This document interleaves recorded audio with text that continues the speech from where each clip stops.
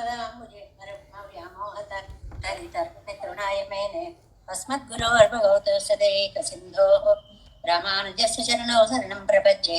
माता पिता योतयस्तनया विभूतिः सर्वं यदेव नियमेन मदन्वयानाम् आद्यस्य न कुलपतेर्वकुलाभिरामम् श्रीमत्तदङ्घ्रीगणं प्रणमामि मूर्ध्ना भूतं सरस्य महदाह्वय भट्टनाद श्रीभक्तिसारकुलशेखरयोगिवाहान् भक्ताङ्घ्रिरेणुपरकाले तेन्द्रमिश्रान् श्रीमत्पराङ्कुशमनं प्रणतोऽस्मि नित्यम्। नाथं पङ्कजनेत्र रामयमुना वास्तव्यमालाधरान् योगीन्द्रं कुरुकेशचन्द्रजलदिं गोविन्दपुरारिपौ भट्टार्यं निगमार्थयोगी जगदाचार्यो सकृष्णद्वयो वन्दे माधव पद्मनाभ सुमनकोले सदेवादिपान् नमो वेदान्तवेद्याय जगन्मङ्गलहेतवे यस्य वागमृतासारपूरितं भुवनत्रयं वेदान्तवेद्यामृतवारिरासेः वेदार्थसारामृतपूरमग्र्यम् आदाय वर्षन्तमहं प्रपद्ये कारुण्यपूर्णं कल्वैर्यदासं श्रीमत्कृष्णसमाह्वाय नमो यामनसूनय सूनवे यत्कटाक्षरलक्षाणां सुलभश्रीधरः सदा श्रीकृष्णपादपादाभ्य नमामि शिरसा सदा यत्प्रसादप्रभावेन सर्वसिद्धिरभूं मम लोकाचार्याय गुरुवे कृष्णपादस्य सूनवे संसारभोगसन्दष्ट जीवजीवातवे नमः। श्रुत्यर्थसारजनकं स्मृतबालमित्रं पद्मोल्लसद्भगवदङ्घ्रिपुराणबन्धं ज्ञानादिराजमभयप्रदराजपुत्रम् अस्मद्गुरुं परमकारुणिकं नमामि। द्राविडाम्नाय हृदयं गुरुपरवक्रमागतं रम्यजामातृदेवेन दर्शितं कृष्णसूननं सुन्दरजामातृमुने प्रपद्ये चरणाम्बुजं संसारार्णवसम्मग्नजन्तु सन्तारपोतकं नमोऽस्तु देवराजाय चतुर्ग्रामनिवासिने रामानुजार्य दासस्य सुताय गुणशालिने नमः श्रीशैलनाथाय कुन्तीनगरजन्मने प्रसादलब्ध परमप्राप्य कैङ्कर्यशालिने श्रीशैलेशदयापात्रं धीभक्त्यादिगुणार्णवम् यतीन्द्रप्रवणं वन्दे रम्यजामातरं मुनिम्। श्रीरङ्गसिंहगिरिदेशिकपादसेवा प्राप्ताखिलद्रविडवेदरहस्यजातं श्रीगौतमान्वैषमाश्रितभागधेयं गोपालदेशिकमहं शरणं प्रपद्ये। कौशिकान्वै सञ्जातं वेङ्कटार्यतनोभवं वेदान्ताचार्य सशिष्यं उडयवर्लं मां भजे। श्रीमद्वेङ्कटरङ्गार्य शिष्यं सशिष्यसेवनीं श्रीलक्ष्मणार्य विबुधं संश्रये धीविदीप्तये। ओमस्मद्गुरुभ्यो नमः। भक्तामृतं विश्वजनानुमोदनं सर्वार्धदं श्रीशतगोपवाङ्मयं सहस्रशाखोपनिषत्समागमं नमाम्यहं द्राविडवेदसागरं तिरुवழிதினாடென்னும் தென்குருகூரென்னும் மறுவினியவன் பொருளென்றும் அருமறைகளந்தாதி செய்தான் அடியினையே எப்பொழுதும் சிந்தையாய் நெஞ்சே தெளிந்து மனத்தாலும் வாயாலும் வன் குருகூர் பேணும் இனத்தாரை அல்லாதிரைஞ்சேன் தனத்தாலும் ஏதும் குறை விலேனந்தை சடுகோபன் பாதங்கள் யாமுடைய பட்டு ஏந்த பெருங்கீர்த்தி ராமானுசமுனிதன் வாயந்த மலர்பாதம் வணங்குகின்றேன் ஆயந்த பெரும் சீரார் சடகோபன் செந்தமிழ் வேதம் தரிக்கும் பேராத உள்ளம் பெறா வான் திகழின் சோலை மயிலரங்கள் வன்புகள் மேல் ஆன்றம் தமிழ் மறைகள் ஆயிரமும் ஈன்ற முதல் தாய் சடகோபன் மயம்பால் வளர்த்த இதத்தாய் இராமானுசன் மிக்க விரை நிலையும் மெய்யாமையர் நிலையும் தக்க நெறியும் தடையாகி தொக்கியலும் ஊழ்வினையும் வாழ்வினையும் ஓதும் குருகை அருகோன் யாழினிசை வேதத்தியல் நம்மாழ்வார் திவ்ய திருவடிகளே சரணம் எம்பெருமானார் திவ்ய திருவடிகளே சரணம் ஜீயர் திவ்ய திருவடிகளே சரணம் ஓம் அஸ்மத்குருभ्यो நமः। జయ శ్రీమన్నారాయణ భాగవత గోష్ఠికి దాసోహాలు సమర్పిస్తూ ప్రపన్న జన కూటస్థులైన నమ్మాళ్వార్లు సామవేదసారంగా అనుగ్రహించినటువంటి తిరువాయ్మొഴി దివ్య ప్రబంధంలో మనం మొదటి 10లో 4వ తిరువాయ్మొഴിలో మొట్టమొదటి పాసురంలో నిన్న ఇంట్రడక్షన్ మాత్రం పూర్తి చేసుకున్నాము. ముందుగా పాసురాన్ని అనుసంధానం చేసుకుని వ్యాఖ్యానంలోకి ప్రవేశిద్దాం. அம்சிறையமணனாராய் அழியத்தாய் நேயும் நின்னன் சிறைய சேவலுமாய் என் அனக்க கருளி வெண்சுரை புள்ளு எர்த்தார்க்கு என் விடுதூதாய் சென்றக்கால் வன் சிறை இளவன் வைக்கில் వైపుండాల్ ఎన్ చెయ్యుమో. అత్యద్భుతమైనటువంటి పాసుర నిర్మాణంతో పాటు దౌత్యము అనేటువంటి దాన్ని ప్రారంభించినటువంటి పదిగా తిరువాయిమొழிగా దీన్ని మనకి నమ్మాళ్వార్లు అనుగ్రహించారు. ఈ పదిలో, ఈ తిరువాయిమొழிలో అపరాధ సహత్వం, స్వామి యొక్క అపరాధ సహత్వము అనేటువంటి గుణాన్ని గురించి చెప్పబడింది. ఇందులో మనకి ఒక 4 తిరువాయిమొழிలలో ఈ దౌత్యాన్ని పంపించడము అనేటువంటిది మనం అనుభవింపబోతున్నాం. ముందు ముందు ఈ అంశీరయ్య మడవారాయ్ ఒకటి, వైగల్ పూంకజుబాయ్ ఒకటి, పొన్నులగాళీరో ఒకటి, ఎన్కానల్ అగం కజువాయ్ ఒకటి, ఇవన్నీ పక్షులని దౌత్యంగా పంపించినటువంటి పక్షి దౌత్యాన్ని చెప్పినటువంటి అద్భుతమైనటువంటి తిరువాయిమొழிలు. రామావతారంలో ఒక కోతి దౌత్యానికి ప్రసిద్ధమైతే నమ్మాళ్వార్ల కాలంలో ఒక పక్షి దౌత్యానికి ప్రసిద్ధి చెందింది అనేటువంటిది నంబళ్ళయ్య గారు చమత్కారంగా మనకి చెప్తారు. ఇందులో మొట్టమొదటిసారిగా నమ్మాళ్వార్లు ఆళ్వార్లు అనేటువంటి పుంస్వ భావాన్ని వదిలిపెట్టేసి పరాంకుశ నాయకి అనేటువంటి పరకాల నాయకిలాగే పరాంకుశ నాయకి అనేటువంటి ఒక అత్యద్భుతమైనటువంటి స్త్రీత్వాన్ని తమపై ఆరోపించుకుని చెప్పినటువంటి తిరువాయిమొഴి ఇది. ఈ సందర్భంగా ఆళ్వార్లు ఎన్ని రకాల అవస్థల భేదాలను పొందారు అనేది నిన్న మనం చాలా వివరంగా చెప్పుకున్నాం. ఒకటి తోలిమారు అవస్థతోటి ఒక 3 పదులు తిరువాయిమొழிలు, పదులు కాదు 3 తిరువాయిమొழிలు తోలిమారు అవస్థతోటి చెప్పారు. ఒక 7 తిరువాయిమొழிలు తాయిమారు అవస్థతోటి చెప్పారు. ఒక 17 తిరువాయిమొழிలు మగళ్ళుగా అంటే నాయకీ భావముతోటి చెప్పినటువంటివి ఉన్నాయి. మిగిలిన 83 కూడా నమ్మాళ్వార్లుగా చెప్పినటువంటి ఉపదేశాలుగా చెప్తారు. ఇందులో పెద్దలు మనకు అనుగ్రహించిన చాలా విశేషమైన అంశం ఏమిటి అంటే తోలిమారు, తాయిమారు, మగళ్ళు ఈ 3 అవస్థలలో తిరుమంతరం యొక్క అర్థము ప్రకటించబడింది. ఇది నిన్న చాలా వివరంగా చెప్పుకున్నాం. తోలిమారంటే ఓం అనేటువంటిది ప్రణవము, అకారానికి మకారవాచ్యుడైనటువంటి జీవుడు చెందినటువంటి వాడు అనేటువంటిది తోలిమారవస్థలో.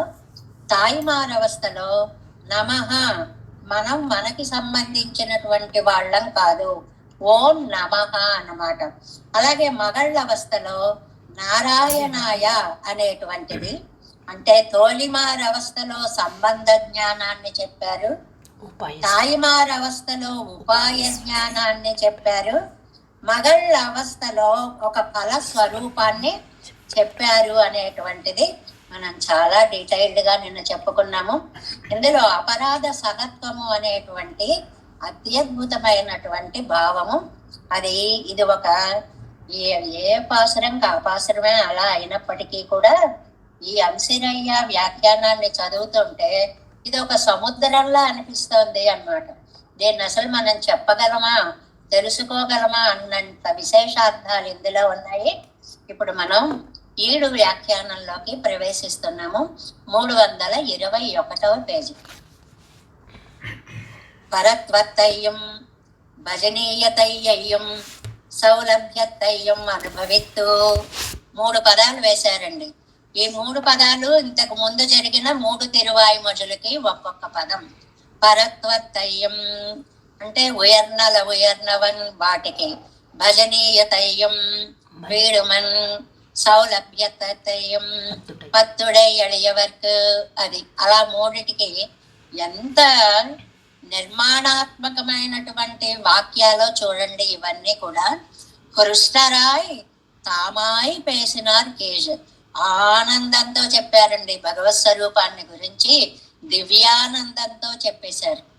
ఇంతవరకు ఆ 3 తిరువాయిమొழிల్లో ఇది ఇక్కడికి వచ్చేటప్పటికి తామాన తన్మయ్యజందు తమని తాము పూర్తిగా మరచిపోయారు.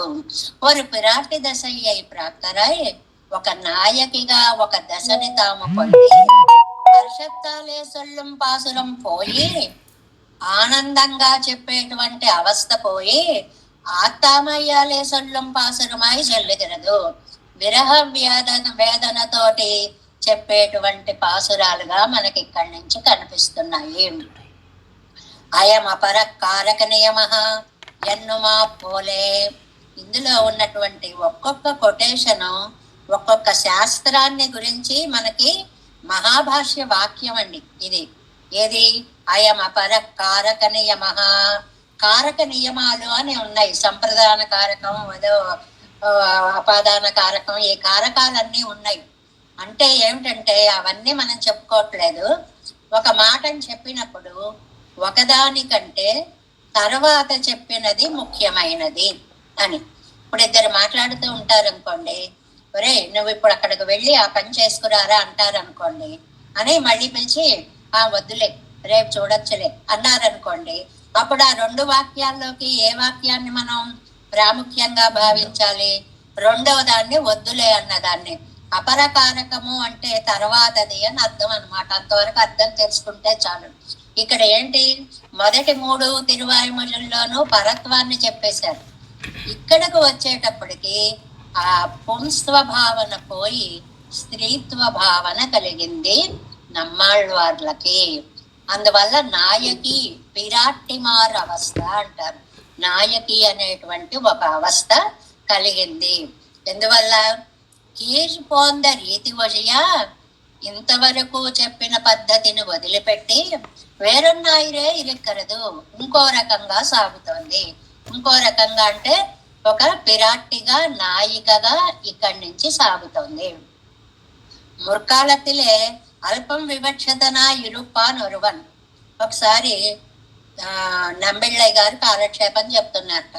చెప్తుంటే ఆయన చెప్పే కాలక్షేపంలో ఒక విషయం చెప్పారు. ఏమనంటే, ఒక ఆయన ఒక ఒరువన్ అల్పం వివక్షతనై, ఏమీ రాదు కానీ అన్ని వచ్చు అనుకునేవాడు ఆయన. అల్పం వివక్షతనై. దీన్ని సంస్కృత గ్రామర్ లో ఒక అందమైన పదం ఉందండి, పండిత మాన్యుడు అని ఒక పదం ఉందండి. పండితుల చేత గుర్తింపబడేవాడు, గౌరవింపబడేవాడు అని అర్థం. అదే గ్రామటికల్ గా కాస్త మార్పు చేస్తే పండితం మన్యుడు అని అవుతుంది. అంటే నేను పండితుండని వాడిని వాడే అనుకునేవాడు. చిన్న ఒత్తు తేడా వస్తే ఎంత అర్థం మారిపోతుందో చూడండి. ఈ ఉపన్యాసం కాలక్షేపం వినడానికి ఒక పండితం మన్యుడు వచ్చాడు. అంటే నేను పండితుణ్ణి అనుకునే ఒక ఆయన వచ్చాడు. வீதராகராயிருப்பார் பரிகிரகித்து போருகிறதொன்றாயிருந்தது தத்த பரமாக வடுக்கம் என்று திருவாய்மொழி அளவும் வர அதிகரித்து. ఆహా, వీతరాగరాயிருப்பாరు, రాగాన్ని, కామాన్ని, కోపాన్ని అన్నిటినీ వదిలిపెట్టేసినటువంటి వాళ్ళకి, పరతత్వం ఎవరో తెలుసుకోవాలనుకునే వాళ్ళకి ఎంత అద్భుతమైనటువంటి దివ్య ప్రబంధం అండి తిరువాయిమొഴി అని ఈ అంశిరై వచ్చేదాకా ప్రతిరోజు తెగ పొగిడేస్తూ ఉండేవాడు. ఎంత అద్భుతమైన తిరువాయిమొഴി, పరతత్వాన్ని ఎంత బాగా చెప్తున్నారు అని పొగుడుతూ ఉండేవాట ఆ సభలో. ఎండి తిరువాయిమొഴി అళవం వర అధికరిత్తు. ఇక్కడ దాకా అలా మాట్లాడి ఈ తిరువాయిమొഴി అడవిలే వందవారే ఇవాళ ఈ అంశరేయ మడవారాయ్ అని చెప్పడం వచ్చేటప్పటికి, ఇది కాముక వాక్యమా ఇరుందది ఎన్ను కైవిట్టు పోనానా. అబ్బెబ్బెబ్బే, ఆళ్వారేమిటి, ఒక స్త్రీ అయిపోవడం ఏమిటి, పెరుమాళ్ళు ఏమిటి, ఆయన ప్రియుడవడం ఏమిటి, ఆయనకి ఈయన దూతల్ని పంపడం ఏంటి, అబ్బెబ్బే కాముక వ్యాపారంగా ఇదేం బాగోలేదండి అనే సీట ఇంక నేను విన్నండి అని వెళ్ళిపోయాడు. అది అందుకని ఆయనకు ఒక విశేషణం ఏమి వేశారు, అల్పం వివక్షితనాయ్, తన్ని తాను పండితుడు అనుకునేటువంటి మహానుభావుడు. అందుకనే నిధిధ్యాసితవ్యన్న విధిగ్ర భగవత్కామం ఎన్న అరిందిలన్న. అది ఇది భగవత్కామము అనేటువంటి దాన్ని తెలుసుకోలేకపోయారు. నిధిధ్యాసితవ్య అనేది ఉండే బృహదారణ్యకంలో మైత్రేయి బ్రాహ్మణంలో ఉండేటువంటి మంత్రం అన్నమాట. అది ఆత్మావ అరే ద్రష్టవ్యో శ్రోతవ్యో మంతవ్యో నిధిధ్యాసితవ్య అరే. ఇది మైత్రాయణి అనేటువంటి యాజ్ఞవల్కుని యొక్క భార్య, మీకు నా ఆస్తులు అవి ఇచ్చేస్తాను, నేను సన్యాసం తీసుకోవడానికి వెళ్ళిపోతున్నాను అని అంటే, నాకు ఇవన్నీ ఎందుకండి, శాశ్వతమైనటువంటి ఆత్మస్వరూపాన్ని చెప్పండి అని అడిగిందిటండి మైత్రాయణి అనేటువంటి ఆవిడ. ఆవిడికి చెప్పిన శాఖ కాబట్టి దానికి మైత్రాయణి శాఖ అనేటువంటి పేరు వచ్చింది అంటారు. అప్పుడు ఆవిడికి చెప్పినటువంటి ఆత్మతత్వం, అరే అయమాత్మ శ్రోతవ్య మంతవ్య నిధిధ్యాసితవ్య ద్రష్టవ్య అని అన్వయం చేసుకోవాలి. ఈ ఆత్మ ఎలాంటిది అనుకుంటున్నావు, ముందు దాని గురించి వినాలి, విన్నదాన్ని మననం చేయాలి, మననం చేసిన దాన్ని మనస్సులో నిలుపుకోవాలి, అప్పుడు ఆత్మస్వరూపాన్ని గురించి నీకు తెలుస్తుంది అనేటువంటి మాటని తెలుసుకోలేక ఈ పండితుడు, పండితం మన్యుడు ఏమనుకున్నాడు, ఆహా నేనే పండితుణ్ణి, అబ్బెబ్బే నేను ఇలా కాముకమైనటువంటి కథలేవి విననండి అనేసి వెళ్ళిపోయాట. వెళ్ళిపోతే పాపం భాగ్యహానియాలే అన్నట్టు నంబిళ్ళై, ఎంత దురదృష్టవంతుడివరా, ఓరిని అదృష్టహీనుడా అని పిలిచారట. ఎందువల్ల అంటే ఇక్కడ ఏమిటి జరుగుతోంది, ఏ భావాలు చెప్తున్నారు అనే దాన్ని నువ్వు కనీసం తెలుసుకోలేక తొందరపడి ఒక రత్నాన్ని జార విడుచుకుని వెళ్ళిపోయావే, అందుకని భాగ్యహీనుడా అని పిలిచారు నంబిళ్ళై అంటారు. అయర్పిలన్ అలత్తువన్ తజవువన్ వనంగువన్ ఎండ్రవిదు. ఇక్కడ నిన్న ఒక ఆవిడ అడిగారు, అమ్మ పెళ్ళాన్ గారికి నంజయ్యర్ గారికి ఉన్న వివరణ ఇంకొకసారి చెప్పండి అని. ఇక్కడ వస్తుంది కదా అని నేను చెప్పలేదు, చూడండి ఇక్కడ ఏమన్నారు, మరచిపోలేను నీ నామాన్ని, స్మరిస్తూ ఉంటాను నీ నామాన్ని, నీ పాదాలనే శిరసా వహిస్తాను, కౌగలించుకుంటాను, చేతులెత్తి నీకు దాసోహం పెడతాను, అనుభవిక్కిరార్యన్ను పిళ్ళాన్ పణిక్కుమెన్రవిదు. ఈ పిళ్ళాన్ అనేటువంటి స్వామి ఇలాగ అనుభవించారు అని అయిపోయిన కాలంగా, భూతకాలంగా చెప్పారు పిళ్ళాన్. ఈ అనుభవం అంతా కేవలం మానస అనుభవము, ఇది జరిగినటువంటిది కాదు. ఆ పిళ్ళాన్ చెప్పిన దానికి నంజయ్యర్ చెప్పిన దానికి చిన్న తేడా చూడండి. పిళ్ళాన్ ఏం చెప్పారంటే, నీ నామాన్ని స్మరించాను, నీ నామాన్ని మర్చిపోలేదు, నీ పాదాలను కౌగలించుకున్నాను, చేతులెత్తి నమస్కరించాను, అన్నీ జరిగిపోయాయి జరిగిపోయాయి జరిగిపోయాయి అని అయిపోయినటువంటి మానస అనుభవం కేవలం. దాంతో ఇంకా దుఃఖం ఉండదు. ఆహా నేను దగ్గరికి తీసుకున్నాను, దండం పెట్టేశాను, పూజ చేసేసాను, ఒక తృప్తి మిగిలిపోతుంది. కానీ ఎంతవరకు అలాగా, మునియే నాన్ముగనే అళవం உள்ளது మానస అనుభవమాగయ్యాలే అత్తోడే సేర విజుమిరే. ఎంత దాకా 10 మునియే నాన్ముగనే ముక్కన్నప్ప అని వచ్చేటువంటి దాని దాకా కూడా ఇదే భావం సాగింది అన్నమాట. కానీ అనుభవి కప్పారిక్కిరార్ 322 పేజీ ఫస్ట్ వర్డ్, అనుభవి కప్పారిక్కిరారెంగెరవిడం. ఇదెవరు చెప్పారండి, నంజయ్యర్ చెప్పారు. అప్పుడు దానికి అర్థం ఎలా మారిందంటే, నేను ఇలా అనుభవించాలనుకుంటున్నాను అని అర్థం చెప్పారు ఆయన. అంటే అది అయిపోలేదు, ఇక ముందు జరగాల్సినది భవిష్యత్ కాల ప్రయోగం అన్నమాట. అప్పుడు ఏమిటి, నాకు మనస్సులో వచ్చిన అనుభవం సరిపోదు, మానసానుభవం సరిపోదు.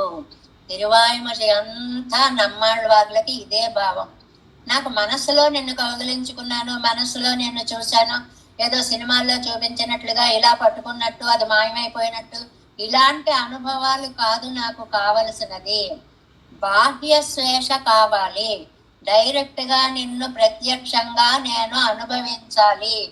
ఆ భావం ఉండేటప్పటికి అది తీరలేదని దుఃఖం వస్తుంది. ఇక్కడ పిళ్ళాన్ అన్వయం ప్రకారం తృప్తి వచ్చేస్తుంది, నంజీయర్ అన్వయం ప్రకారం అసంతృప్తి. అయ్యో ఇది తీరలేదే, ఇది తీరలేదే, ఇది తీరలేదే అని.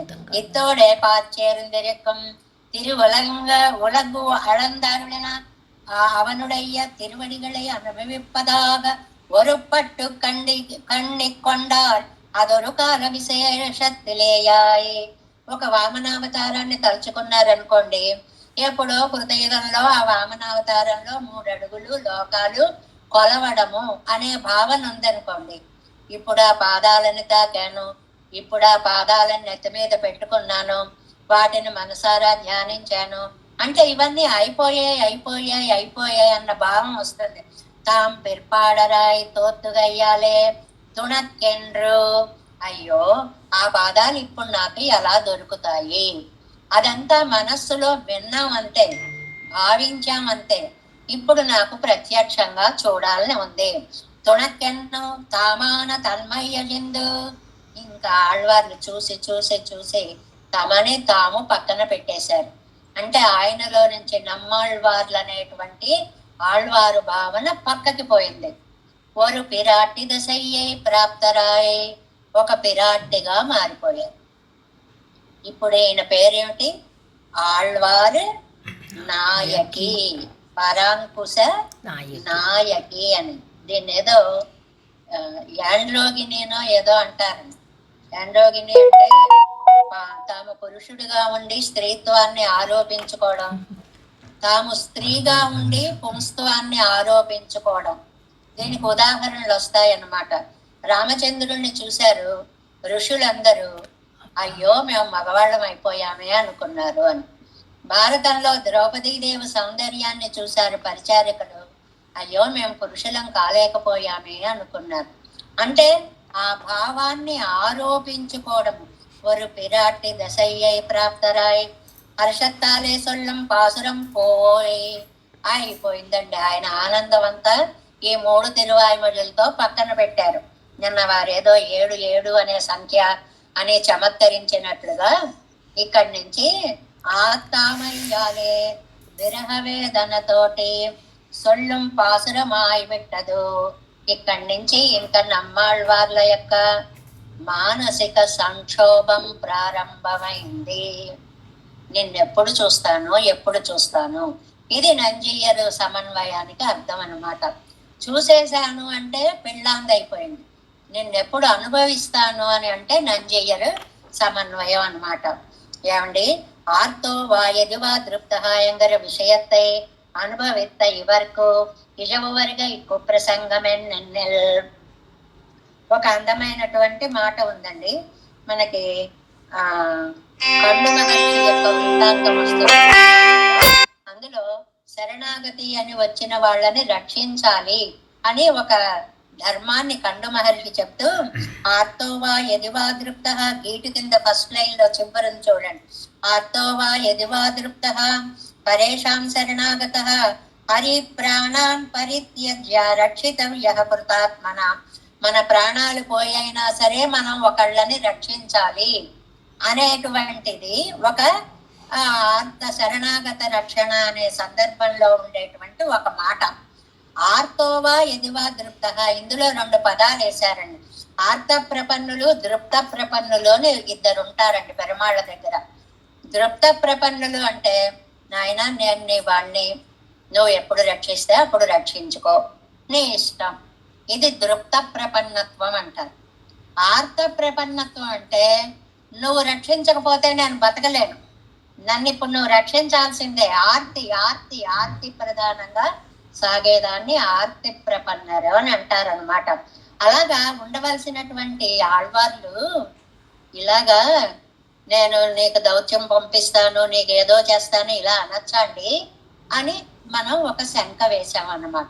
ఒక అనుమానం వస్తుందన్నమాట. ఆమత్తిల్, దీనికి ఎంత చక్కటి ఉదాహరణ ఇచ్చారో చూడండి. ఆమత్తిల్ సోరుబాధకం నిన్ను మత్తాలే. ఆమం అంటేనండి అజీర్ణం. అజీర్ణ వ్యాధికి, అజీర్ణంగా ఉందనుకోండి, తిన్నది అరగలేదనుకోండి, వాడికి విందు భోజనం పెడితే ఏం బాగుండదు. అందుకోసమని ఒకటి ఆరోగ్యంగా బాగుండదు. అలాంటి రోగికి వైద్యుడు ఏం చేస్తాడు? నిదానజ్ఞరాన బిషక్కుగల్. వైద్య నిదానం, నిదానం అంటే కారణం అన్నమాట. వీడికి రోగానికి కారణము నిన్న తిన్నది ఇవాళ అరగలేదు అని తెలుసుకున్నటువంటి డాక్టరు భోజన నిరోధనం పండుమా పోలే, ఇవాళ వీడికి ఏం పెట్టకండి అని ఉపవాసం చేయమంటారు. ఒక డాక్టరు అజీర్ణ రోగికి ఆరోగ్యం కూర్చాలి, మంచి మంచి సాపాటు భోజనం చెయ్యాలి అంటే ఇవాళ నువ్వు ఉపవాసం చెయ్యాలి అని చెప్పినట్లుగా మేల్వరం అనుభవంగల్ స్వాత్మికై కాగా, ఇది అదృష్టమైన మాట. నమ్మాళ్ళవార్లకి రాబోయే కాలంలో అత్యద్భుతమైనటువంటి ఆనందం కలగబోతోంది. అంటే ఇక ముందు ముందు మంచి మనం విందు భోజనాలు ఆరగించడానికి వెళ్ళబోతున్నాం. మరి ఇప్పుడు అజీర్ణంతో వెడితే ఎలాగా? దీనికి ఉపవాసం వైద్యం అన్నమాట.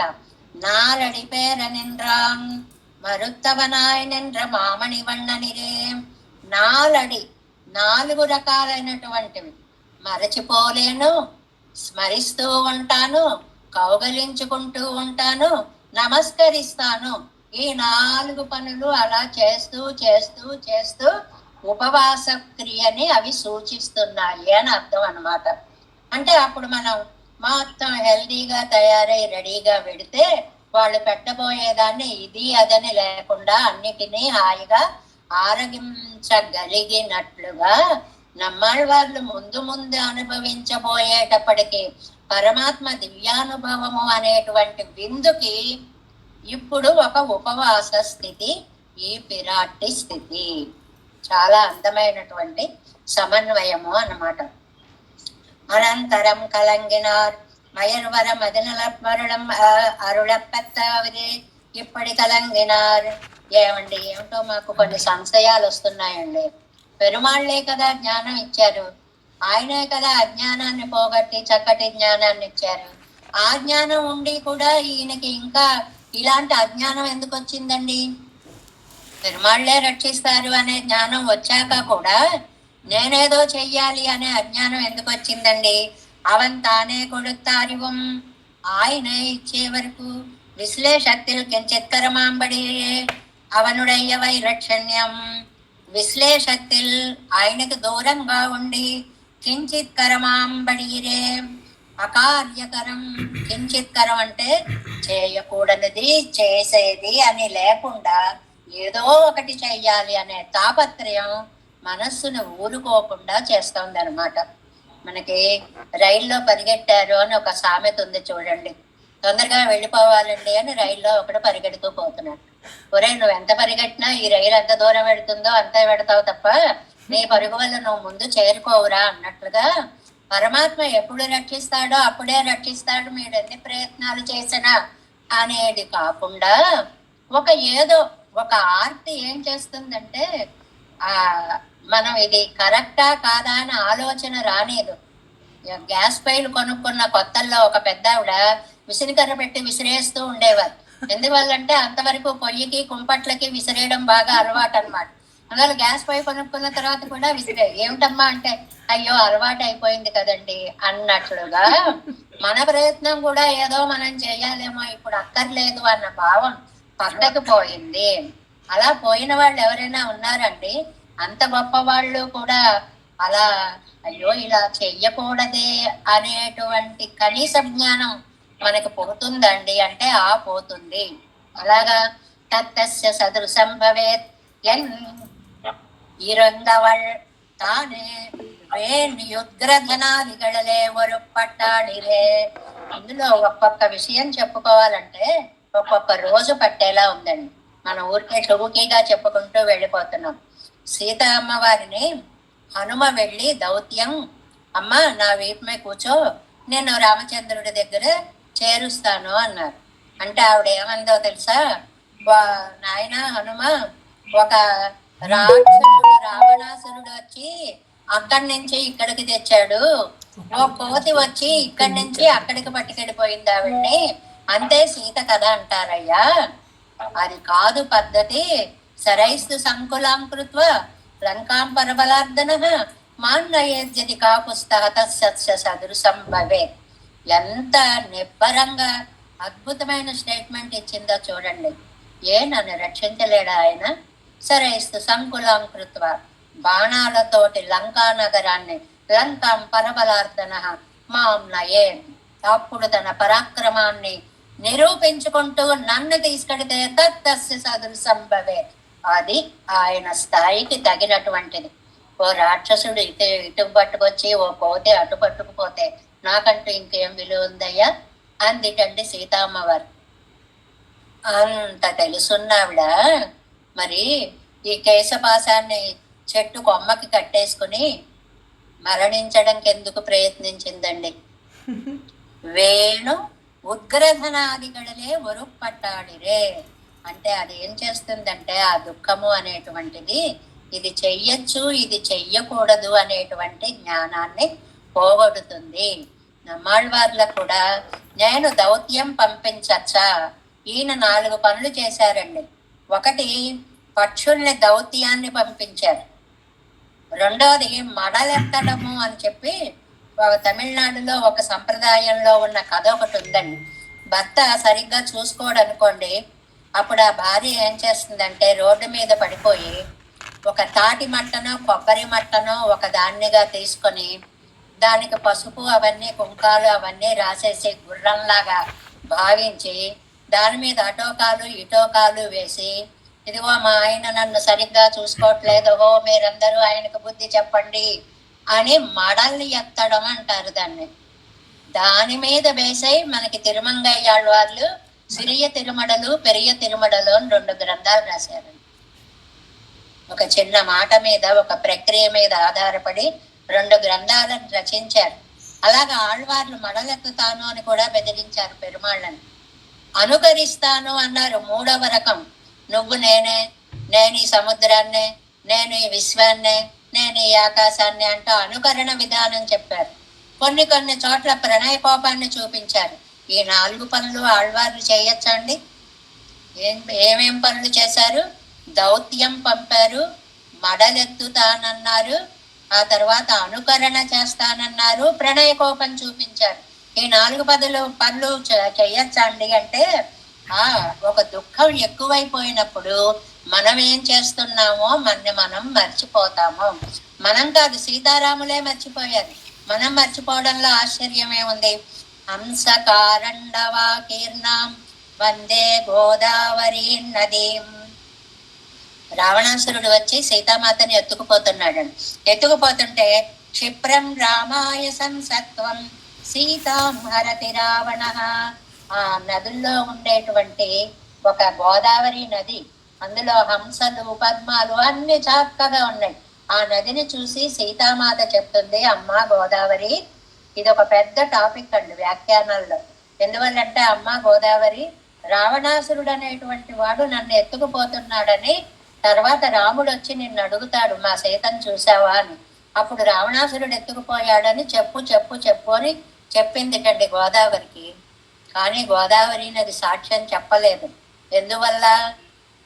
రావణాసురుడంటే భయపడి. అందుకనే మనకి తిరుప్పాళ్ళ వ్యాఖ్యానాల్లో చెప్తారు, యమునై తురైవనై అనేటువంటి వ్యాఖ్యానం వచ్చిన చోట యమునా నదో పక్కనే కంసుడు ఉన్నాడు, వాడి గోల తర్వాత చూద్దాం, ముందు కృష్ణుణ్ణి దాటించేయాలి అని దారి ఇచ్చేసింది. కాబట్టి గోదావరి నది కంటే కూడా యమునా నది అత్యద్భుతమైనటువంటి నది అనేటువంటి దాన్ని అక్కడ చెప్పినట్లుగా ఇక్కడ అమ్మ గోదావరి నది నువ్వు చెప్పమ్మా అని చెప్తుంది ఏంటండి సీతాదేవి. ఎక్కడైనా నదులు అవి చెప్తాయా అంటే కామార్థానాం ప్రకృతి కృపణాః చేతనాః చేతనేషు.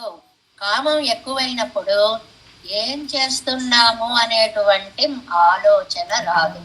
అది సమాధానం అన్నమాట దీనికి. అంతేకాదు ఇంకొక మాట కూడా చెప్పారు, శోకోపహత చేతసం ఎంగెరపడియే అవర్గల్ వార్తయ్యం. అంతేకాదు అమ్మా నీ పేరు రాముడు అంటాడు, నీ పేరు అశోక వృక్షము అని. వెళుతూ ఉంటే దారిలో అశోక వృక్షాలు కనిపిస్తాయి, నీ పేరు అశోక వృక్షము. అశోక వృక్షము అంటే శోకం లేకుండా చేసేటువంటి చెట్టు. పేరు అలా పెట్టుకున్నావు, నాకెందుకింత శోకాన్ని కల్పిస్తావు, నీ పేరును కాస్త సార్థకం చేసుకో తల్లి, నా దుఃఖాన్ని పోగొట్టు అని రామాయణంలో చెప్పినట్లుగా ఆళ్వార్లకి కూడా మయర్వరమదినుల అరుళిన జ్ఞానం వచ్చినప్పటికీ కూడా ఆ విశ్లేష ఆయన్ని విడిచి ఉండడం అనేటువంటి బాధ ఉండనీయకుండా త్వరపెట్టి ఇలాగా రకరకములైనటువంటి పద్ధతులని పక్షులని దౌత్యంగా పంపడం అనేటువంటిది నిన్న చెప్పుకున్నాం కదా. ఓహో మేఘమాల, అందాల మేఘమాల అంటూ మేఘమాలను పిలిచి నువ్వు ఎక్కడి నుంచి వస్తున్నావు, నా మాట కాస్త నా ప్రియుడికి చెప్తావా అని కాళిదాసు మేఘ సందేశంలో మేఘాన్ని సందేశంగా పంపించినట్లుగా పక్షులనన్నిటినీ కూడా సందేశంగా పంపించడము అనేటువంటి ఒక కార్యక్రమానికి ఈవిడ ఆళ్వారు నాయకి, ఈవిడ అంటే ఆళ్వారు నాయకి పూనుకుంది. ఇక్కడి నుంచి ఇంకా నమ్మాళ్వార్లు పోస్త్వం లేదండి, ఆళ్వారు నాయకి అని పిలుచుకుంటాం. పరాంకుశ నాయకి అని ముద్దు పేరు అనమాట. పరాంకుశ నాయకి అని పేరు. ఏమండి, ఆళ్వార్లకి సీతమ్మకి పోలికేమిటండి మధ్యలో? సీతమ్మ ఏదో అంది అంటున్నారు, గోదావరి నదిని ప్రార్థించింది అంటున్నారు, చెట్లని శోకం లేకుండా చేయమంది అంటున్నారు. ఆళ్వార్లకి సీతమ్మకి పోలికేమిటండి? ఇది ఒక పెద్ద టాపిక్ అండి. మహానుభావులైన పండితులు వారం రోజులు ఎక్స్ప్లెయిన్ చేసేటువంటి దాన్ని మనం 7 నిమిషాల్లో చెప్పుకోబోతున్నాం అన్నమాట. అంత సంక్షిప్తీకరించే, లేకపోతే ముందుకి నడవవు. ఇలాంటి విషయాలు ఎన్నో ఉన్నాయి ఈ వ్యాఖ్యానాల్లో ఎక్కువగా. ఎలాగా, నెక్స్ట్ పేజీ చూడండి, 323. ఎంగనే ఎన్నిల్ సీతమ్మకి ఆళ్వార్లకి పోలికెలాగండి అంటే ఇది సంప్రదాయ సిద్ధాంతం అన్నమాట మొత్తం. దీన్ని ఇక్కడ పిండి ఒక సారాన్ని అంతటినే అందించేశారు నంబిళ్ళయ్య గారు. ఎలాగా, అనన్యార్హ శేషత్వత్తాலும் అనన్య శరణత్వత్తాலும் அன்வயத்தில் தரித்தும் వ్యతిరేకத்தில் தரியாதுழிகையாலும் ததேக போகராகையாலும் அவன் நிர்வாககனான இத்தலை நிர்வாகியமாகையாலும் విరాట్టి మారుదశై ఉండగత్తట్టిల్లై. ఈ ఒక్క స్టేట్మెంట్ వాక్యాన్ని చెప్పుకోవాలంటేనండి 6 పాయింట్లు. చేతనుడికి సీతమ్మకి పోలిక, ఆళ్వార్లకి సీతమ్మకి పోలిక. 6 కారణాలు చెప్పారండి. 1, అందులో మొట్టమొదటిది అనన్యార్హ శేషత్వత్తాలం. అనన్యార్హ శేషత్వము అంటే నేను నీకే చెందిన వాడిని, ఇంకా ఎవరికి చెందని వారిని. ఇది ఎంత ముఖ్యమో, ఒక స్త్రీకి ఎంత ముఖ్యమో సీతమ్మకి ఎంత ముఖ్యమో నమ్మాళ్వార్లకు కూడా అంతే ముఖ్యం. ఎలాగంటే ఇక్కడ ఇవ్వలేదు, ఇంకో చోట ఒక అద్భుతమైన ఉదాహరణ ఇస్తారు. ఒక స్త్రీ భర్తతోటి ఏమండి నేను మీ దగ్గరికి వస్తాను, అందరి దగ్గరికి వెళతాను అందనుకోండి, ఏమైపోయింది ఆ జీవితం యొక్క పవిత్రత. అలాగే మనం ఒక్క దైవాన్నే నమ్ముకొని ఉండాలి. ఆ దైవం రక్షిస్తాడు, ఈ దైవం రక్షిస్తాడు, ఈ దైవం రక్షిస్తాడనే సిద్ధాంతాన్ని కాదన్నటువంటి అనేక దైవాలని నమ్ముకొనకూడదు. చాలా అద్భుతమైన సిద్ధాంతం. మనకేంటంటే మానసిక బలహీనత వల్ల వీడు రక్షిస్తాడా, వీడు రక్షిస్తాడా, వీడు రక్షిస్తాడా 50 మందిని అడుగుతాం. అలా కాదు, ఒక విశ్వాసం ఉండాలి. అనన్యార్హ శేషత్వత్తాలు, అది ఓంకారాన్ని చెప్పేటువంటి గుణం. ఇక్కడ ముగ్గురికి ఈ కామన్ గుణాలు ఎవరెవరు? 1 చేతనుడు అంటే మనం జీవుడు, 2వది సీతామాత, 3వది నమ్మాళ్వార్లు. ఈ ముగ్గురికి 6 గుణాలు కామన్ గా ఉంటాయిటండి. ఇది నేను చక్కగా తిరుమంత్రార్థము అని అంటే 3 రంగనాయకో ఎవరో చక్కగా స్టేట్మెంట్ వేసి పంపించేశారు. అలాగా ఇక్కడ ఈ 6 గుణాలు ముగ్గురికి సమానంగా ఉంటాయి. జీవుడు, సీత, నమ్మాళ్వార్లు. 1 2 3 4 5 6 6 పాయింట్స్ ఏమిటి? అనన్యార్హ శేషత్వత్తాలు. ఓం, ఓం అంటే ఆ ఊ మా 3 కలిపితే క్యాప్సూల్ ఓం అనేటువంటిది తయారైంది. 3 అకారవాచ్యుడైన పరమాత్మకి, మకారవాచ్యుడైన జీవుడు, ఉకారవాచ్యం శేషం. ఈ జీవుడు ఆ పరమాత్మకే చెందినవాడు. ఇది అనన్యార్హ శేషత్వం, ఓంకారం, ప్రణవం. రెండవది అనన్య శరణత్వత్తాలం, ఇతరులు నాకు దిక్కులేరు. నా మహా, నాకు నేను రక్షకుణ్ణి కాదు, నాకు ఇతరులు రక్షకులు కాదు, నువ్వే రక్షకుడివి. నమః.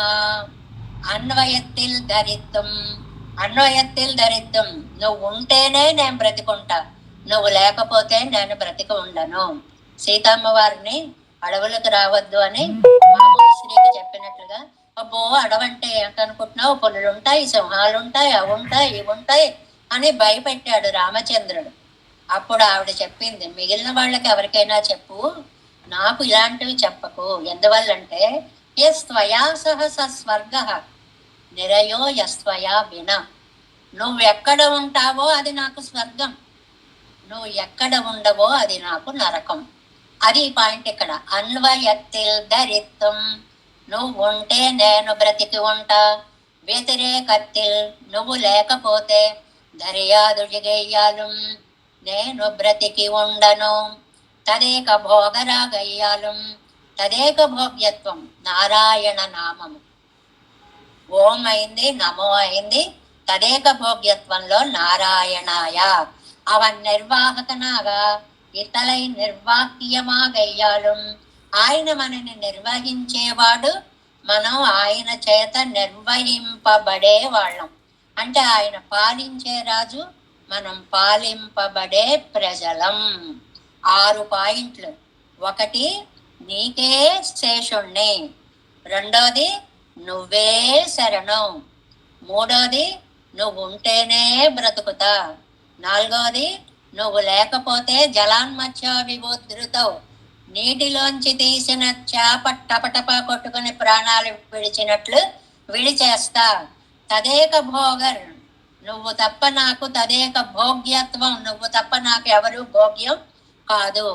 అనన్యానత్వంలో ఇక్కడ నిర్వాహకనాగా ఇత్తలై నిర్వాహ్యమాగయ్యాలు, నువ్వు నిర్వహించేవాడివి, మేము నిర్వహింపబడే వాళ్ళము.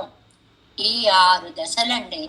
ఇది చేతనుడికి, జీవాత్మకి, నమ్మాళ్వార్లకి ఉన్నటువంటి అత్యద్భుత సమన్వయాన్ని నంబిళ్ళయ్య గారు మనకి ఇందులో చాలా బాగా చెప్పారు.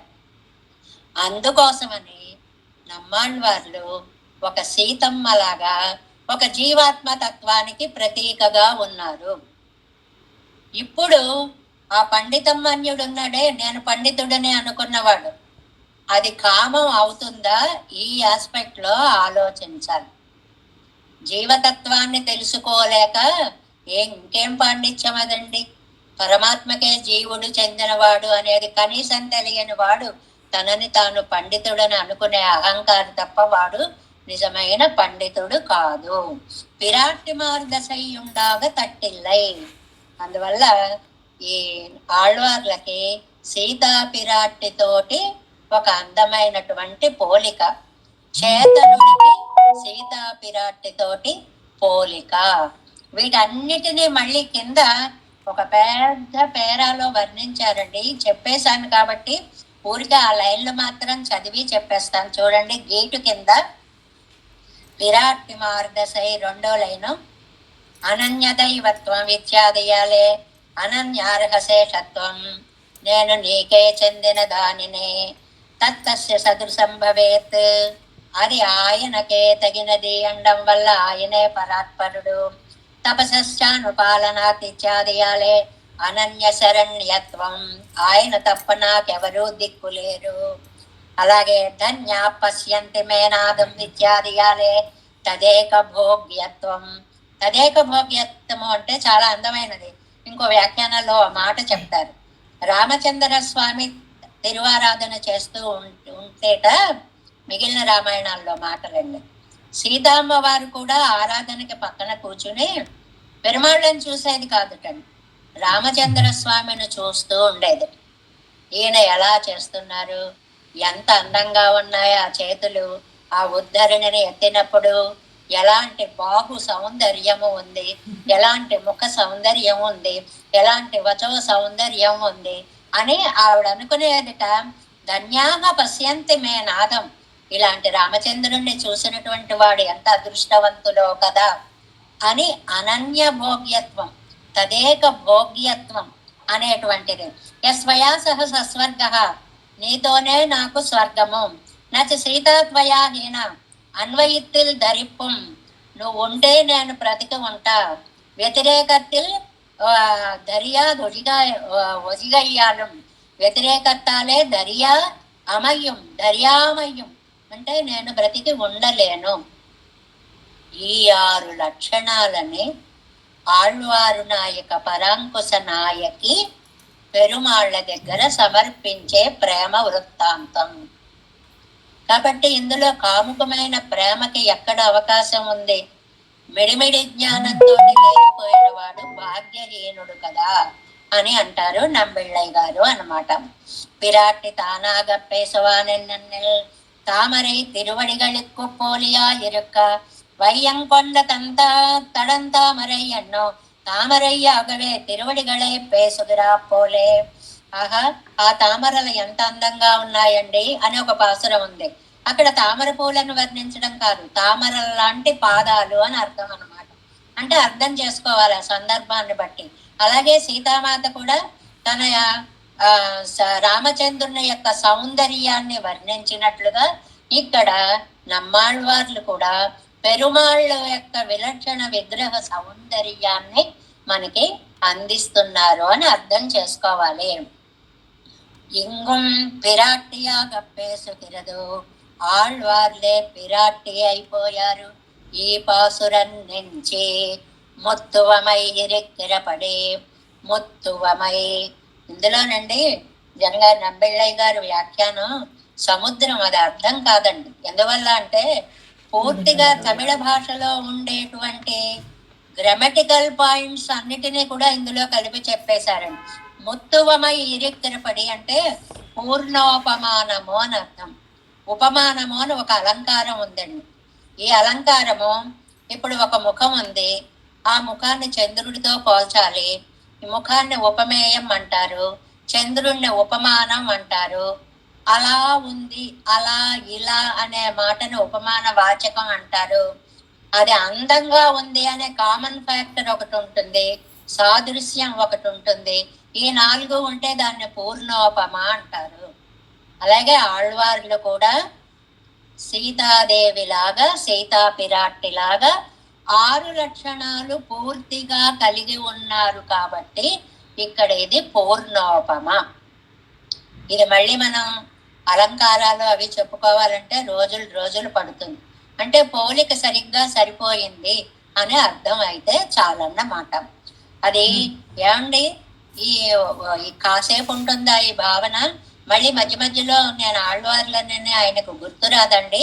అంటే రాజర్షి బ్రహ్మర్షి అన పిన్బు క్షత్రియత్వం పిన్నాటి తిల్లైరే. రాజర్షి అంటే విశ్వామిత్రుడు. విశ్వామిత్రుడు బ్రహ్మర్షి అవుదాము అనుకున్నాడు. ఎందువల్లంటే వశిష్ఠునితో పోలిక, అతనికి ఎంతసేపు పోటీ అనమాట. వశిష్ఠుడు బ్రహ్మర్షి, నేను కూడా బ్రహ్మర్షి అవ్వాలని 4 దిక్కులా వెళ్ళి 4 అత్యద్భుతమైనటువంటి తపోదీక్షని స్వీకరించి చిట్ట చివరికి బ్రహ్మగారు వచ్చి, నాయనా నువ్వు బ్రహ్మర్షి అయ్యావు అంటే నీ సర్టిఫికెట్ నాకు అక్కర్లేదు. వశిష్ఠుడు స్వయంగా వచ్చి నువ్వు బ్రహ్మర్షివి అంటే నేను బ్రహ్మర్షిని అయినట్లు లెక్క. అంటే అప్పుడు బ్రహ్మగారు వశిష్ఠుడిని పిలిపించి, నాయన విశ్వామిత్ర బ్రహ్మర్షే అని పిలిచిన తర్వాత ఆయనకు బ్రహ్మర్షిత్వం సార్థకమైంది అని రామాయణం చెప్పినట్లుగా ఇక్కడ ఆళ్వార్ నాయకి కూడా కాసేపు ఆళ్వార్లా కాసేపు నాయిక కాదు. ఈ తిరువాయిమొഴി అంతా కూడా పిరాట్టిమార్ అవస్థలోనే పరాంకుశ నాయకిగానే ఆయన పురుషోత్తమత్వం. ఎందుకంటే எதிர்த்தலையில் புஷ்பத்தை அழித்து பெண்ணுடை ఉడుకంబడిరే అవనుடைய పురుషోత్తమత్వం ఇరుప్పదు. ఒక్క వాక్యం రాసేశారండి. ఈ వాక్యాన్ని రాయాలంటే 3 అర్థం చెప్పుకోవాలంటే 3 గ్రంథాలను చెప్పుకోవాలి మనం. ఏమిటంటే పుంస్త్వము, స్త్రీత్వము. లోకంలో పురుషులను చూసి ఆహా అందంగా ఉన్నాడని స్త్రీలు అనుకుంటారు, స్త్రీలను చూసి ఆహా అందంగా ఉన్నారు అని పురుషులు అనుకుంటారు. కానీ రామాయణంలోకి వచ్చేటప్పటికి ఆయన పుంసామోహన రూపాయ పుణ్య శ్లోకాయ మంగళం. రాముణ్ణి చూసి మగవాళ్లే ఏమి అందమయ్యా రామచంద్ర, నిన్ను నిజంగా పొందినటువంటి వాళ్ళు ఎంత అదృష్టవంతులు అంటే, సరే అయితే వ్రజో గోప్యో అంటే వ్రజంలో మీరు గోపికలుగా అవతరించండి అంటే ఈ మహర్షులందరూ కూడా గోపికలుగా అవతరించారు అనేటువంటిది మనకి భాగవత వ్యాఖ్యానం చెప్తుంది. మగవాడి అందం మగవాళ్ళని ఆకర్షించడం రామాయణంలో కనపడుతుంది. మరి స్త్రీల యొక్క అందం స్త్రీలను కూడా ఆకర్షిస్తుంది అంటే అది కూడా మనకి భారతంలో పాంచాల్యా పద్మపత్రాక్ష్యా స్నాయంస్యాః జగనం గణం యా స్త్రియో దృష్టవత్యస్తాః పుంభావం మనసాయయుః. ఆవిడికి 10 మంది పరిచారకులు ఉన్నారు. ఆవిడికి తలంటి నీరు పోయడానికి తీసుకుని వెళ్ళారు. ఆ సమయంలో ఆవిడ సౌందర్యాన్ని దర్శించిన వారే అయ్యయ్యో మనం స్త్రీలం అయిపోయామే అనుకున్నాము అని స్త్రీ సౌందర్యానికి స్త్రీలే ఆకర్షింపబడము అనేటువంటిది భారతంలో మనము చూస్తాము అనేటువంటిది. అంటే ఇక్కడ ఆయన పురుషోత్తమత్వ సౌందర్యం అంత గొప్పదే అని చెప్పడం, శ్రీమన్నారాయణుని యొక్క విగ్రహ వైలక్షణ్యం అంత అత్యద్భుతమైనది కాబట్టే ఇంకొకటి ఉందండి, ఇంతకంటే మూల కారణం ఒకటి ఉంది. అది ఏమిటి అంటే పరమాత్మ ఒక్కడే పురుషుడు, మిగిలిన వాళ్ళందరూ స్త్రీ ప్రాయులు. సయేవ వాసుదేవోసో సాక్షాత్ పురుష ఉచ్యతే స్త్రీ ప్రాయమితరం సర్వం జగద్బ్రహ్మ పురస్సరం అంటుంది మనకి పురాణం. అంటే భగవంతుడక్కడే పురుషుడు అనేది ఒకసారి చెప్పుకున్నాం. మీరాదేవి దగ్గరికి చక్రవర్తి వస్తాడు, పురుషులు లోపలికి రావచ్చా అని కబురు చేస్తాడు. అప్పుడు మీరాబాయి కబురు చేస్తుంది అనమాట, లోకంలో మా కన్నయ్య కాకుండా రెండో మగాడు ఉన్నాడా అని కబురు చేస్తుంది. అప్పుడు ఆయన సిగ్గుపడి అయ్యో మనందరం స్త్రీ ప్రాయులం కదా అని వచ్చాడు అనేటువంటి వృత్తాంతాన్ని, అలాంటి పురుషోత్తమత్వం ఆయనది. ఇక్కడ వరకు ఒక 6 లక్షణాలు స్త్రీకి, జీవాత్మకి, తర్వాత నమ్మాళ్ళ వార్లకి కామన్ గా ఉన్నవి అని చెప్పుకున్నాం. ఇక్కడి నుంచి ఒక సముద్రం లాంటి టాపిక్ 2 వాక్యాల్లో చెప్పేశారండి నంబెళ్ళయ్య గారు. ఇది నాకు తెలుసుకోవడానికే 4 రోజులు పట్టింది. అంత కఠినమైనటువంటి విషయాన్ని ఆ తమిళ్లో ఉండేటువంటి ఆ గ్రామరు, దానికి సంబంధించిన విషయాన్ని నంబిళ్ళయ్య గారు రెండు పాదాల్లో చెప్పేశారండి. ఏమిటి అంటే ఈ లోకాన్ని అంతటినీ కూడా, ఇది చాలా ఈ ఒక్క విషయమే, ఇప్పుడు అంటుంది ఇంకా 8 నిమిషాలు, ఈ ఒక్క విషయమే ఇవాళ సరిపోతుందేమో అనిపిస్తుంది అన్నమాట. ఎందువల్లంటే మొత్తం దేశాన్ని అంతటినీ కూడా 5 భాగాలుగా విభజిస్తారండి. ముందు చెప్పేస్తా వినండి, అప్పుడు లైన్ల మీద బాగా అర్థమవుతుంది. ఒక దేశాన్ని 5 భాగాలుగా విభజిస్తారండి. అందులో మొట్టమొదటి దాన్ని ఆ 5 భాగాలని 5 పువ్వులతో పోలుస్తారండి. దేశ భాగాలని 5 పువ్వులతో పోలుస్తారు. అందులో మొట్టమొదటి పువ్వు పేరు కురుంజి. కురుంజి అనేటువంటి పువ్వు. కురుంజి రాగం కూడా ఉంది సంగీతంలో. ఇక్కడ మనకు పూల ప్రస్తావన కురుంజి అనేటువంటిది. రెండవది పాలై అనేటువంటి పువ్వు. మూడవది, ఇవన్నీ మళ్ళీ లైన్ మీద చెప్తాను మీకు, ముందు వినడానికి అర్థం అవడానికి చెప్తున్నాను. మూడవది మరుదం అనేటువంటి పువ్వు. నాలుగవది నెయ్దల్ అనేటువంటి పువ్వు. ఐదవది ముల్లై అనేటువంటి పువ్వు. ఇందులోట కురుంజి అనేటువంటి ఈ పువ్వు ఉందే, ఇది మనకి ఊటీ ప్రాంతాల్లో ఎత్తైన కొండల మీద 12 ఏళ్లకు ఒకసారి దాని సీజన్ అండి. 12 సంవత్సరాలకు ఒకసారి పూస్తుందిటండి. ఎంత అసలు ఆ కనిపెట్టిన మహానుభావుడు, ఆ సీజన్ ని తెలుసుకున్నవాడు ఎంత గొప్ప సైంటిస్టో మీరు ఆలోచించండి. అది ఆ అత్యద్భుతమైనటువంటి ఆ పువ్వుని ఇప్పటికి కూడా ఆ సీజన్ ప్రారంభం అయింది అంటే ప్రత్యేకంగా ఊటీ న్యూస్ లో హెడ్డింగ్స్ లో చెప్పేస్తారటండి, కురించి సీజన్ వచ్చింది. మనకి బ్రహ్మ కమలాల గురించి ఎలా చెప్పుకుంటామో అలాగ కురించి అనేటువంటి పువ్వు పూసేటువంటి కాలం వచ్చింది అని ప్రత్యేకంగా న్యూస్ లో కూడా చెప్పి పండగలు కూడా చేసుకుంటారటండి అటువైపు, ఊటీ వైపు అంతా కూడా. అలాంటి కురింజి అనేటువంటి పువ్వు ఒకటి. రెండవది పాలై అనేటువంటిది. ఈ కురింజి ఒక్కొక్క పుష్పానికి మళ్ళీ అధిదేవతలని చెప్తారు. ఇది ఒక పెద్ద శాస్త్రం అండి. చెప్పా కదా, సముద్రంతో పోల్చాను, అంత డీప్ గా వెళ్ళట్లేదు, పైన నాకు అర్థమైనవి చెప్తున్నాను నేను. ఈ కురింజి పుష్పాలకి వాటికి అధిదేవత సుబ్రహ్మణ్య స్వామిని ఇన్ఛార్జిగా పెట్టారు ప్రకృతిలో అన్నమాట. రెండవది పాలై అనేటువంటిది. అంటే కురింజి అంటే హిల్ ఏరియా అని పెట్టుకోండి, అది కొంచెం తేలిగ్గా ఉంటుంది. కొండల ప్రాంతము అన్నమాట. కొండల మీద ఎత్తుగా ఉన్న చోట మాత్రమే పూస్తుంది కురింజి అనేటువంటిది. కాబట్టి ఎత్తైన చోట ఆకాశ స్పర్శ ఎక్కువ ఉంటుంది. 5 పుష్పాలకి 5 భూతాలతోటి సమన్వయం చెప్పారండి. ఎంత శాస్త్రమో, మనకు ఒక మామూలుగా అర్థమయ్యేటువంటి విషయం కాదు. ఎందుకు అలా చెప్పారు? ఆకాశం శబ్ద గుణకం, ఆకాశానికి శబ్దాన్ని రిసీవ్ చేసుకునేటువంటి శక్తి ఉంది. ఈ కురింజి అనేటువంటిది ఎత్తులో ఉన్న ఆకాశంలో ఉన్న గాలి యొక్క శబ్దంతో వికసింపచేసే పువ్వు. నెంబర్ 1. ఎందుకండి 5 పువ్వుల గురించి చెప్తున్నారంటే ఆళ్వార్లతో సమన్వయం తర్వాత వస్తుంది కాబట్టి అని చెప్తున్నా. అది మొట్టమొదటిదండి. రెండవది పాలై అనేటువంటిది. అంటే కొంత భూభాగం, కొండల భాగము. భూభాగాన్ని 5 రకాలుగా చేశారు. ఒకటి కొండల భాగము, దానిని కురింజి అంటారు. ఇది తమిళ్ గ్రామర్ లో ఇచ్చినటువంటి సూత్రాలు ఉన్నాయి దీనికి ప్రత్యేకంగా గ్రామటికల్ గా. రెండవది పాలై. పాలై అంటే డిజర్ట్ అన్నమాట. ఆ డెజర్ట్ అయ్యేటప్పటికి అక్కడ వేడి ఎక్కువగా ఉంటుంది. వేడి ఎక్కువగా ఉండేటప్పటికి ఈ 5 పువ్వులని అండి మనిషిలో ఉన్న 5 ఎమోషన్స్ తోటి పోల్చి చెప్పారు.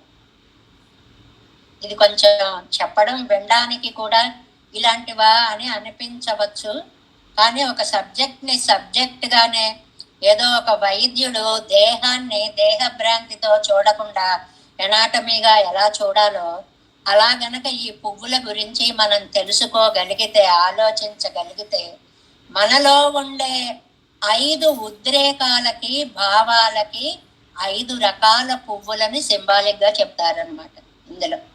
అది. ఈ రెండవది ఏంటి?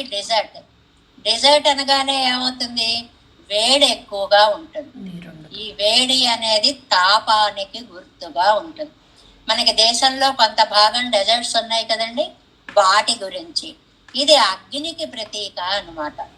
అగ్ని అనేటప్పటికి విరహాగ్ని అనే దాంతో కనెక్షన్ పెట్టుకోవాలి.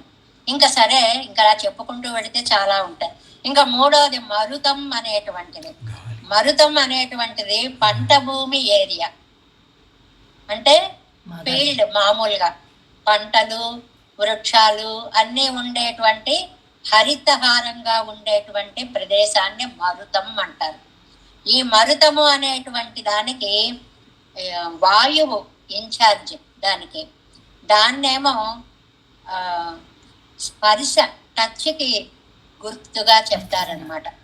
అంటే ఒక వ్యక్తిలో కలిగేటువంటి స్థాయి భావాలు ఉంటాయి.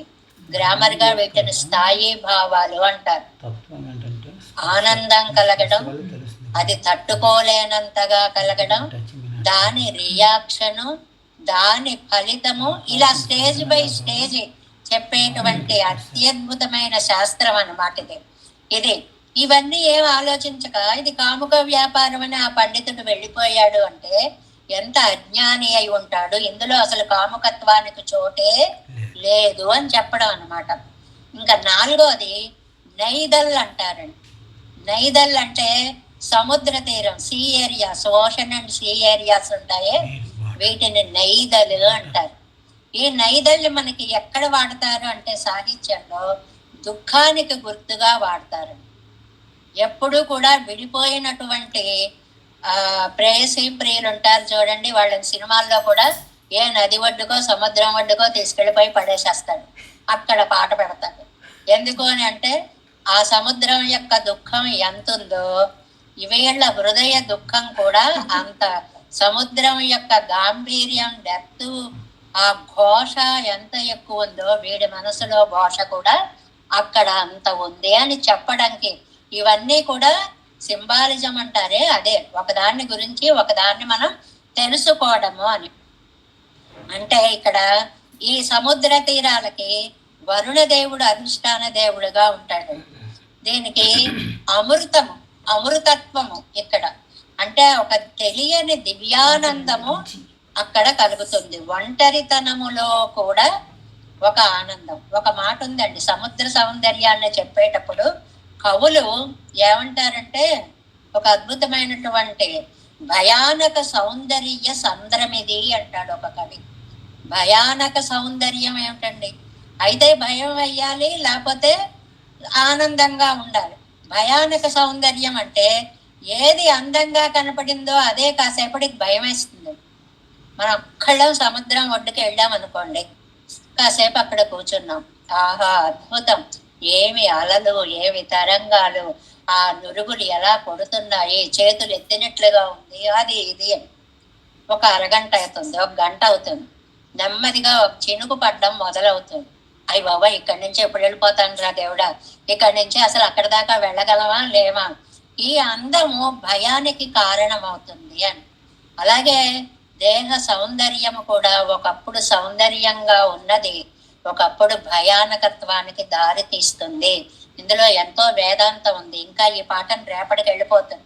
అది సముద్ర తీరాలు నైదల్ అంటారు. ఐదవది ముల్లై అంటారండి.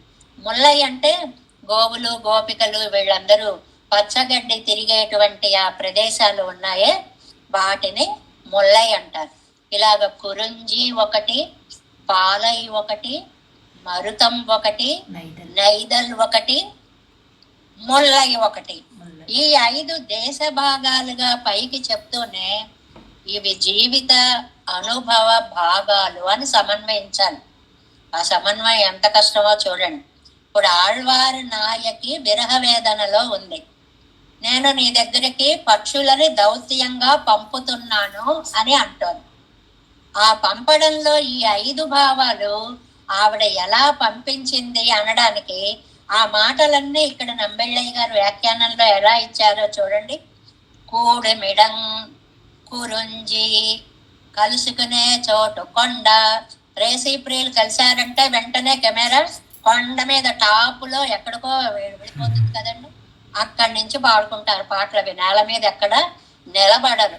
అంటే అన్యోన్యంగా ఉండడానికి వీలైన స్థలంగా ఆకాశం ఎత్తున వాళ్ళ ప్రేమ పొంగింది అనేటువంటి గుర్తు అన్నమాట. భూతం ఆకాశం, దానికి ఆకాశము భూతము. పిరియమిడం పాలై, విడిపోయేటువంటిది పాలై. అగ్ని అంటే ఇక్కడ విరహాగ్ని అని అర్థము. అదుక్కు భూతం తేజస్సు. విరహాగ్ని అంటే అగ్నికి ఆధారము తేజస్సు. ఊడలుక్కు స్థానం మరుదం. మరుదం అంటే పంట భూమి. ఊడలుక్కు స్థానం ప్రణయ కలహాలకి పంట భూములు కనిపిస్తాయి. గడ్డి మెట్లు అవి ఇవి అని పెట్టి ఇప్పుడు మన హీరోయిన్లందరినీ గడ్డి మెట్లకు పక్కలన, అలా ఇలా చెట్లకు పక్కలన ఇలా చూపించడం ఉంది చూడండి. ఇది ప్రణయ కలహానికి మూల కారణమైనది. అదుక్కు భూతం వాయు. వాయువు అనగానే టచ్, స్పర్శకి మూలము.